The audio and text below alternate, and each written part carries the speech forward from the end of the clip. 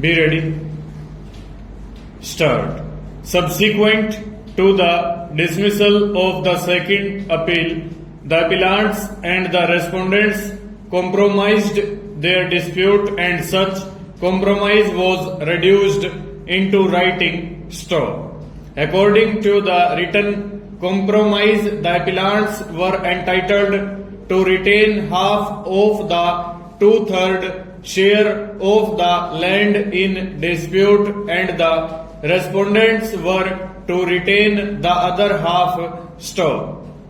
The respondents admitted in their compromise deed that the appellants had taken possession of their share of land. Stop. When this compromise was presented before the division bench of the High Court of Punjab and Haryana in letters patent appeal, which came to be registered, the division bench of the High Court disposed of the said letters patent appeal in terms of the said compromise petition. Stanza. Leaving aside the other facts in the present case, we may state here that a specific defense taken by the respondents in their written statement was to the effect that the suit was barred by limitation in view of Article 58 of the Act, because the suit having been filed after about 18 years of entering into the compromise by the parties in the High Court in the letters patent appeal must be filed within 3 years from the date of entering into the alleged compromise by the parties.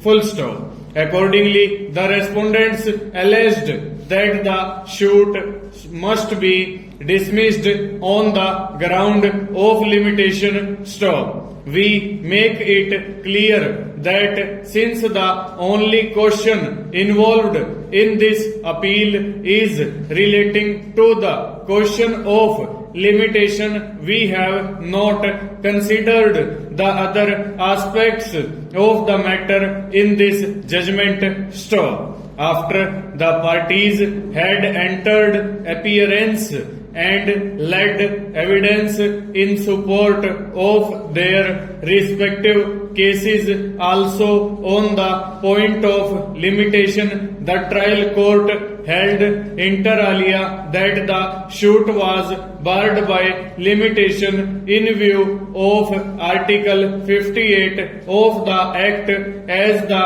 cause of action arose in 1972. Stanza.